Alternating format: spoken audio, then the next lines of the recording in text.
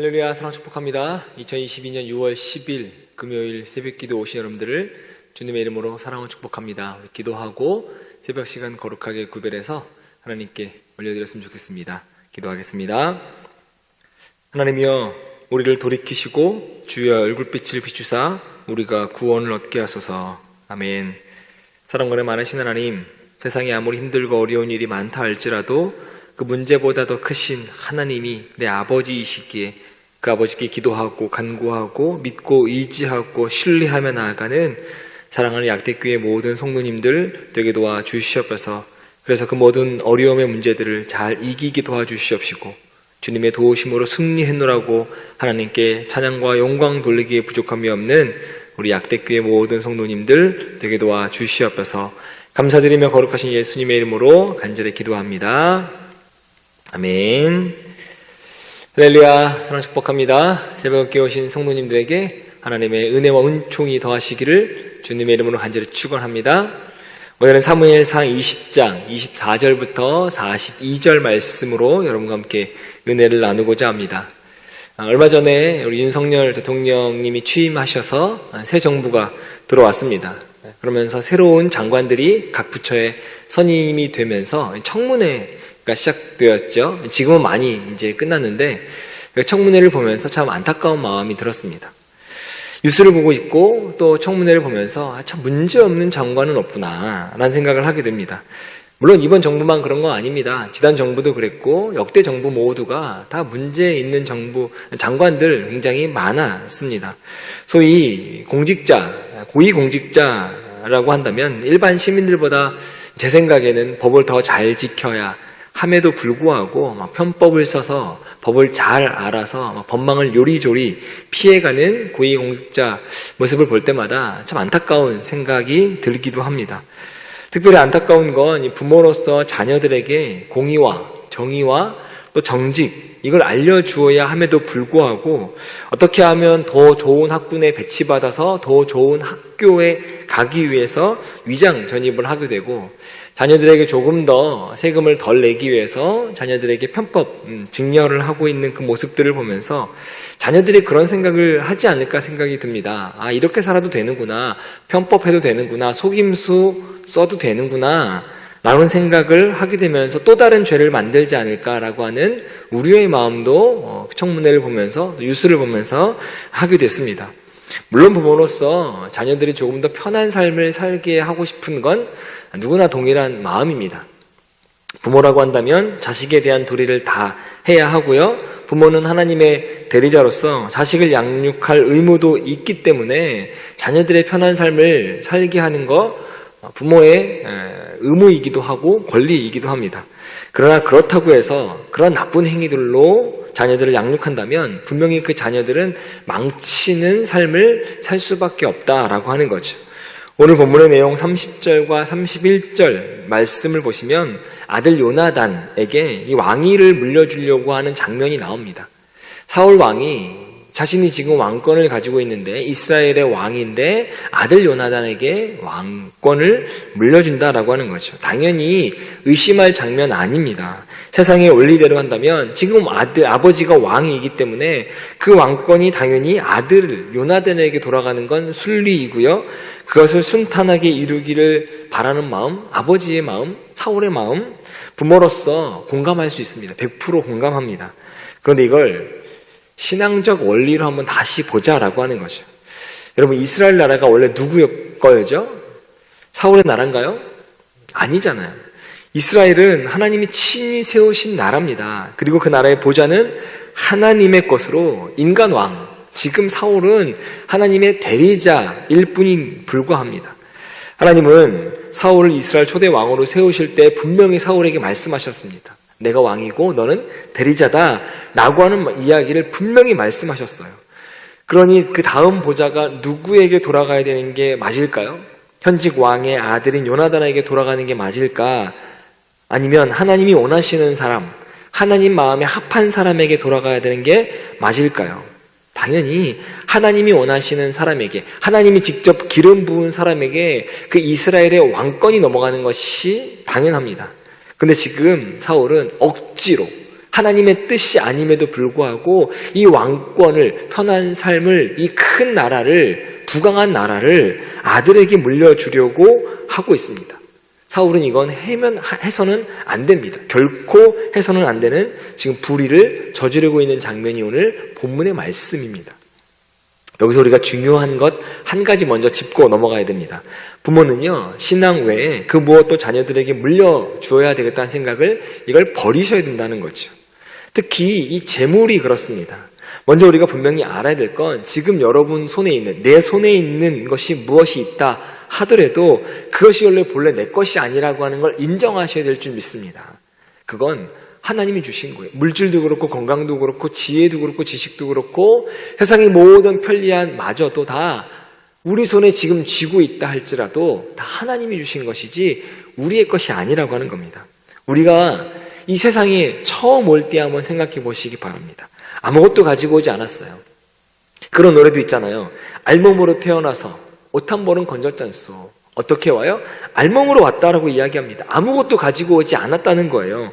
그런데 하나님이 입히시고 채우심으로 우리가 살고 또 현재 우리가 가지고 있고 누리고 있는 것 모두가 다 하나님의 은혜였고 은총이었다라고 하는 걸 꼭 먼저 기억하시길 바랍니다. 그러니까 지금 우리가 가지고 있는 그 모든 건 다 내 소유가 아니라 하나님으로부터 주어진 하나님의 선물, 즉 하나님의 소유였다라고 하는 걸 기억해야 된다라고 하는 거죠. 지금까지 내 인생을 책임져 주셨듯이 지금까지 내 인생에 동행하셨던 하나님이 내 자녀들의 삶도 책임져 주시고 내 자녀들의 삶에도 동행해 주신다라고 하는 그 믿음으로 우리의 모든 자녀들을 하나님에게 맡기셔야 될 줄 믿습니다. 그러면 부모님들께서는 자녀들에게 무엇을 물려줘야 될까요? 당연하죠. 재물과 재산, 물질이 아니라 바로 하나님에 대한 올바른 신앙을 자녀들에게 전수해 주셔야 될 줄 믿습니다. 비록 많은 돈을 상속하지 못했지만 바른 신앙을 가진 자녀들, 바른 유산을 받은 자녀들의 삶은 어떻게 될까요? 당장은 물질 때문에 조금 어려움을 겪을 수는 있을 것 같아요. 당장 고생은 하겠지만 반드시 성공하게 됩니다. 하나님의 복을 받게 되어져 있거든요. 아브라함이 이 일에 분명한 증인이기도 하고 그의 삶이 증거이기도 합니다. 성경을 보면요, 아브라함의 자녀들 어떻게 이야기하냐면 발붙일 만큼 유업도 남기지 못했다라고 이야기합니다. 아브라함이 이삭과 야곱을 더불어서 어디에 살았다라고 계속 성경에서 이야기하냐면 장막에서 살았다라고 이야기합니다. 하지만 물질을 물려주지 못했지만 아들과 손자에게 전수한 것이 바로 하나님의 신앙이었다라고 하는 거죠. 창세기에 나오는 이삭이나 야곱의 인생 여정을 한번 쭉 보시기 바랍니다. 하나님 신앙으로 가득했다라고 하는 건 우리 너무나 잘 알 수 있습니다. 그리고 그 결과 어땠나요? 사울이 망가졌나요? 이삭이 망가졌나요? 야곱이 망가졌나요? 아니요. 이삭이나 야곱 모두 하나님에게 축복받는 삶을 누렸다라고 하는 건 우리 성경 창세기를 통해서 여러 곳에서 확인할 수 있습니다. 제가 지금 이렇게 목사의 삶을 살고 있는 것도 저 역시 부모님의 신앙 전수 때문이라고 생각합니다. 저희 집이 예전부터 넉넉하지 못했습니다. 지금도 넉넉하지는 못하죠. 그래서 아들들에게 재물을 물려줄 수 없다라고 생각하셨는지 또 신앙을 가지고 계셨던 부모님이어서 자녀들에게 신앙을 전수해 주셨습니다. 특별히 제가 기억 남는 사건이 하나가 있습니다. 일이 하나 있어요. 제가 예배를 굉장히 중요하게 생각합니다. 예배는 신앙의 전부다라고 생각할 만큼 예배를 굉장히 중요하게 생각하고 예배에 대한 남다른 철학, 소중함을 가지고 있기도 합니다. 바로 이 일 때문이라고 생각을 해요. 초등학교 때 이모들과 함께 여름 휴가를 떠났습니다. 그때는 이모들이 신앙을 가지지 않았을 때입니다. 지금은 다 신앙을 가져서 우리 권사님들이 되셨는데 그때는 이모님들이 신앙을 가지지 않았을 때여서 여름 휴가를 이렇게 주말을 껴서 주일을 껴서 갈 수밖에 없었습니다. 저희가 간 곳이 가평인데 주일 아침에 아버님이 일찍 일어나셔서 막 짐을 챙기시고 교회를 가시겠다라고 하는 거예요. 지금이야 가평에서 서울까지 길이 잘 뚫려서 안 막히면 1시간 반이면 올 수 있잖아요. 근데 그때는 30년 전이거든요. 길이 뚫리지 않을 때, 지금으로 치면 옛길로만 다닐 때, 좋기 서너 시간은 걸리는 거리입니다. 그런데도 불구하고 이 가평에서 서울까지 자신의 본 교회, 본 예배를 섬기시겠다고 아침 일찍 준비하시고 떠나시는 아버님의 모습을 볼 수 있었습니다. 근데 바로 옆에, 저희 정말 그 휴가지 바로 옆에 기도원이 있었거든요. 이모님들이 그렇게 말씀하시는 거예요. 저 옆에 가서 한 번만 예배 드리면 되지 않겠냐. 그 왔다 갔다 하면 대여섯 시간은 그냥 흘러갈 텐데, 하루가 다 소비될 텐데, 그냥 한 번만, 하루만 여기서 예배 드리면 안 되겠냐 라고 하시는 그 이모님들의 소리를 뒤로 하고 아버님은 서울로 떠나셨습니다. 그때 제가 동행했어요. 제가 그때 초등학생이었는데 저도 아버지 따라서 본 예배, 초등부 예배를 가겠다고 그 아버지 차를 타고 서너 시간 와서 예배를 드리고 그 예배를 마치고 다시 서너 시간 차를 타고 아버지하고 다시 가평 휴가지로 왔던 기억이 있습니다. 아버지께서 말씀을 하시진 않았지만 주일 성수와 본 예배에 대한 시당, 이걸 몸소 저에게 전수해 주시고 물려주셨다라고 생각해요. 그래서 제가 예배를 소중하게 생각하게 되었고 예배 때 은혜받아 지금의 목사의 삶을 살고 있다고 저는 단언코 이야기할 수 있습니다. 바로 이겁니다. 순수 신앙을 물려주는 그 사람은 자녀를 고생시키는 것이 아니라 자녀의 정신을, 자녀의 영혼을 살리는 것이라고 생각합니다. 자녀를 진정으로 복되게 하는 사람은 물질을 물려주는 것이 아니라 신앙을 물려주는 부모님의 삶이라고 생각해요. 여러분에게 꼭 당부드리고 싶습니다. 자녀들에게 하나님에 대한 아름다운 신앙을 유산으로 물려주시기를 주님의 이름으로 간절히 축원합니다. 제가 청년 사역을 오래 하면서 느꼈던 점을 마지막으로 말씀드리고 설교를 마무리하려고 합니다.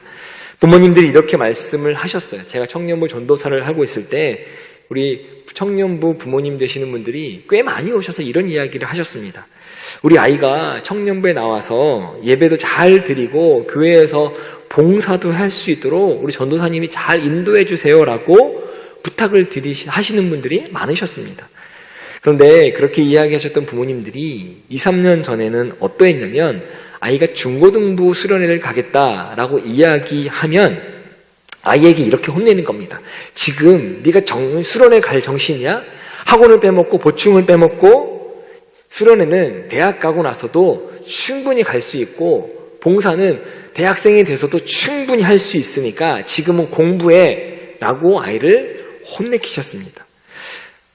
그리고 몇 번 투닥투닥 부모님과 아이의 그 싸움이 있었는데 부모님이 워낙 강력하게 이야기하시니까 아이가 수련회를 포기하고 학원을 갑니다. 물론 부모님의 마음, 저도 부모가 된 마음으로 100% 이해합니다. 아이의 미래를 위해서 그렇게 이야기하셨고 아이의 미래를 위해서 분명히 그렇게 결정하셨을 거예요. 그런데 대학생이 된 아이가 수련회가 아니라 MT를 갑니다. 학교 MT를 가고 동아리를 갑니다. 수련회보다 더 재밌어요. 즐거워요. 친구들이 더 많습니다. 놀만한 것들이 세상 가운데 더 많아요. 친구들과 여름을 즐기러 그렇게 여름 수련회를 뒤로 하고 세상으로 떠납니다.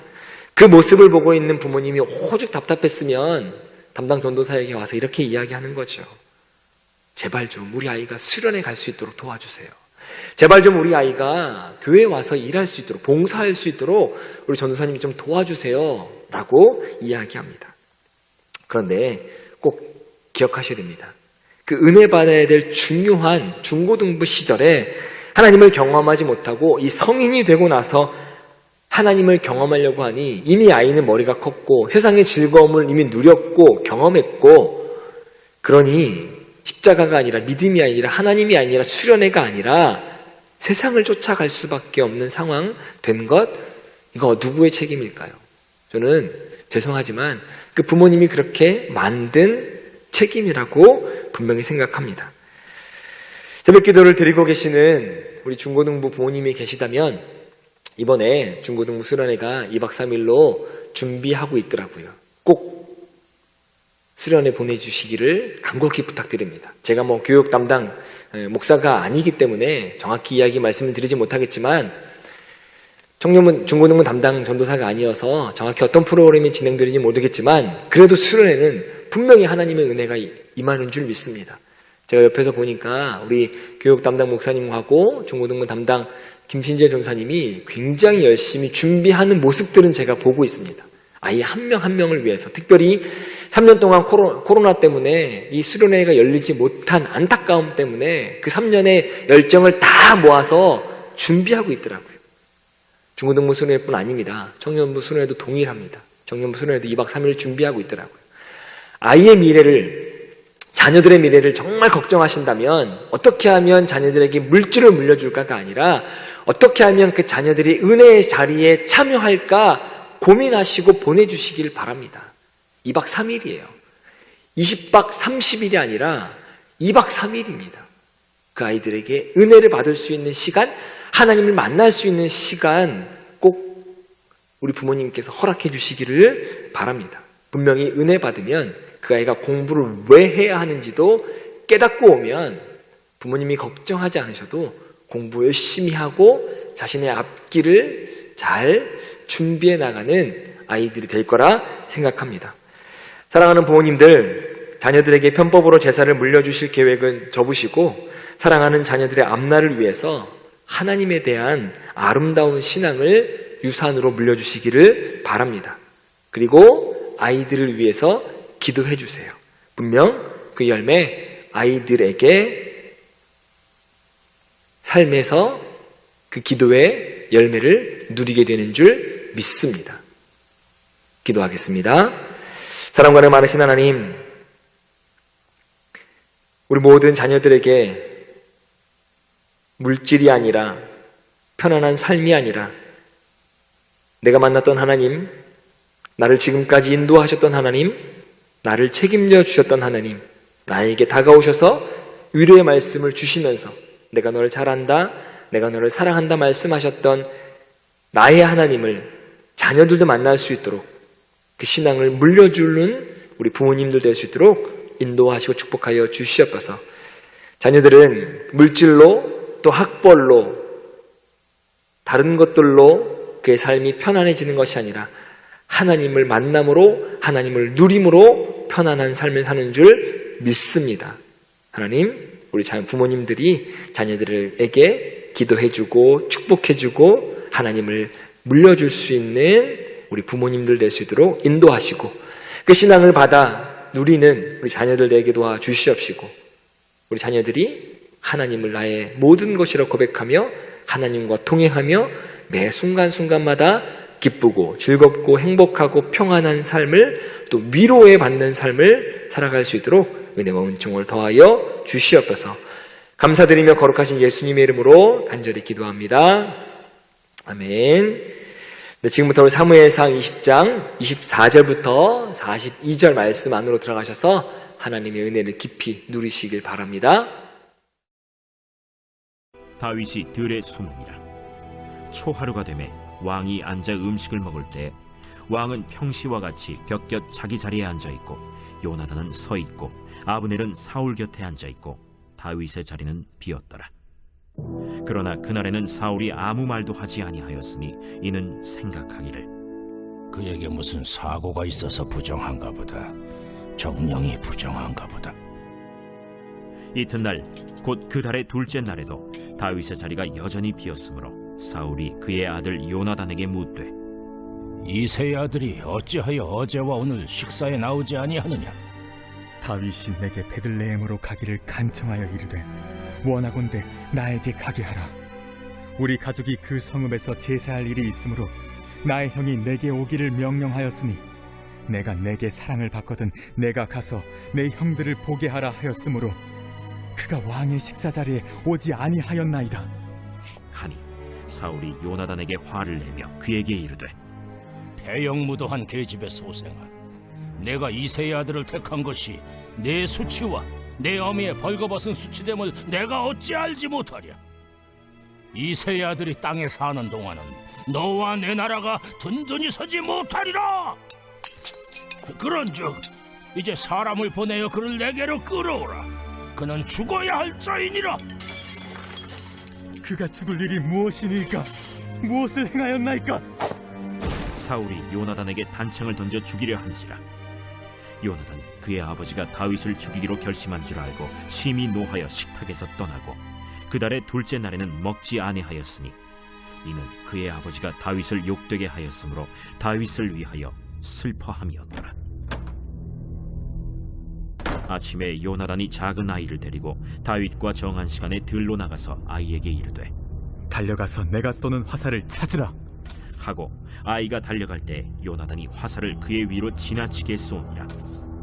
아이가 요나단이 쏜 화살 있는 곳에 이를 즈음에 요나단이 아이 뒤에서 외쳐 이르되 화살이 내 앞쪽에 있지 아니하냐?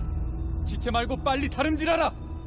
요나단의 아이가 화살을 주워 가지고 주인에게로 돌아왔으나 그 아이는 아무것도 알지 못하고 요나단과 다윗만 그 일을 알았더라.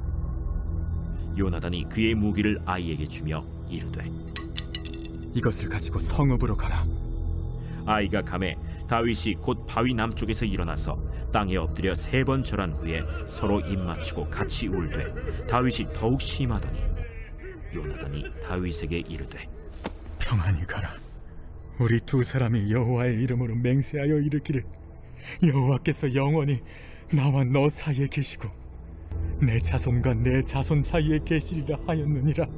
하니 다윗은 일어나 떠나고 요나단은 성읍으로 들어가니라.